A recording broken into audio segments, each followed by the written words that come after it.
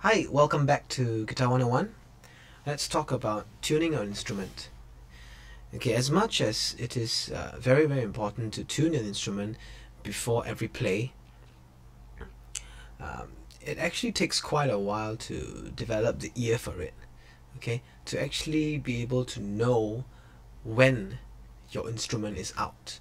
Okay, so if you just started on the guitar, don't worry, you can be, when I started out, I had the first few months of really horrible tuning, and I can just, this is cool, dang, dang, dang, dang, but it's really out, and I just couldn't hear it because my ears haven't learned to, memorize that perfect tuning of how each string should sound like, and when I press the chord, for example, G chord, how G chord should actually sound like. Okay, so until I had the idea, or I had that memory, okay, it was really bad, and I had really had to rely on electronic devices, or tuners and all that. Even now I still rely on them because they're much more accurate than our ears can ever be.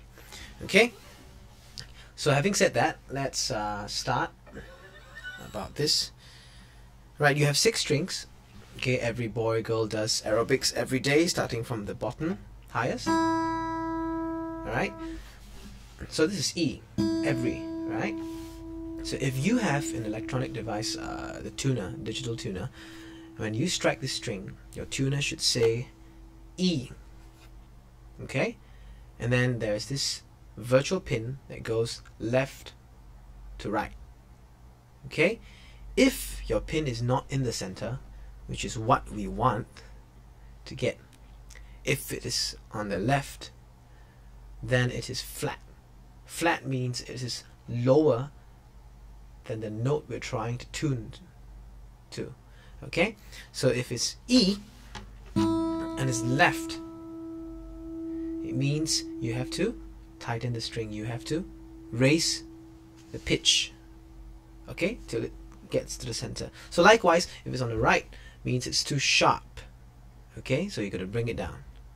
Alright, so once you've gotten the E, follow suit, B, G, D, and then A, and then E again. Okay, so sometimes in situations, let's say you forgot to bring your tuner, right? But you have a pianist around, or keyboardist, or any keyboard instrument, okay, that is already pre-tuned. Okay, what you can do is get the pianist or the keyboardist to play an E note. Okay, try as best as you can. Align the notes together. Okay, once you feel that, okay, right, it's about there. Okay, you can actually use your guitar to tune. Alright, instead of the tuner. You can also get the pianist or the keyboardist to, can you play me a B, G, and then D. You can do that, but this is just an alternative. Okay, so once you get E, the next one is B, right? But you don't know whether it's in tune. So what you do is look for the 5th fret of the B string. 5th fret. 1, 2, 3, 4, 5. Okay, so put your finger there, strike the string, and this should sound the same as your first string, which is your E string, open. It means untouched.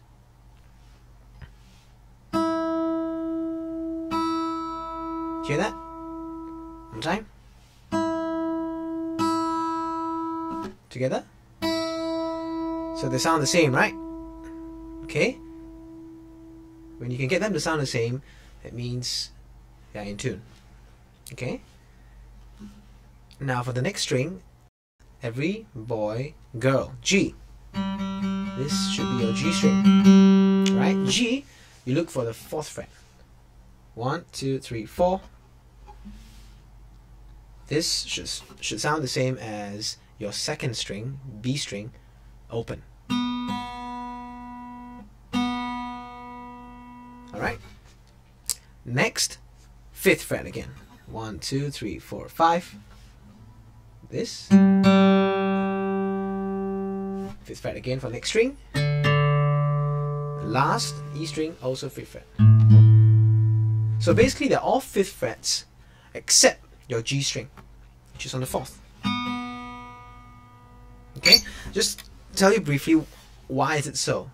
Okay, if you know our scale, which I'm going to briefly talk about, your notes. Okay, let's start with C. Okay, C moves up 1 notch. It's C sharp.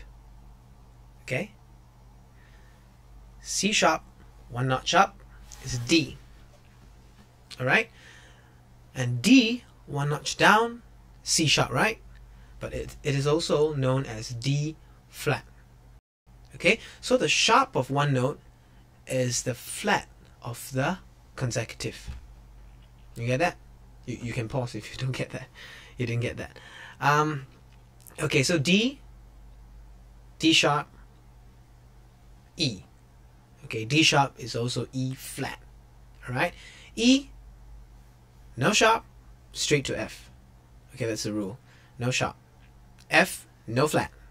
Okay, or you can call it E sharp is F. F flat is E. Same thing. Alright, F, F sharp, which is also G flat, and up to G, and then G sharp, and which is also A flat, and then up to A sharp, which is also B flat, up to B, B, up to C, no sharp, same as E. Okay, or B sharp is C, C flat is B. So that's the rule. Okay, so based on that, this is E, right? You're trying to get your second string, which is your B string, to sound the same as your first string E. So what you're trying to actually do is trying to get the B string up to an E note, so they sound the same, right? So this is B. If I put on the first fret, up 1 notch, B, 1 up, no B sharp, C straight. So this is C. Okay? 1 notch up, C sharp, which is also D flat. Alright? 1 more up, D. Again, D sharp, which is also E flat. Finally, 1 up, E. So there you have it. Okay, that's why they should sound the same. Alright, so let's take it for another string. This is B. Okay, the next string is G. You're trying to get the G to sound the same as the B. So it means you're trying to get the G up to a B note. G, G sharp, A sharp, B. Okay? And so on and so forth. You can count them yourselves. Start with the string and then the next string, count it up. Okay? So that's basically how you tune a guitar. Of course, there are other ways, many other ways. It's a tuning fork. You can tune by harmonics. Okay? You can rely on those tuners that go by vibration. You clip on the headstock here. Okay, many ways. This is just one of them, so I hope this helps. See you next time.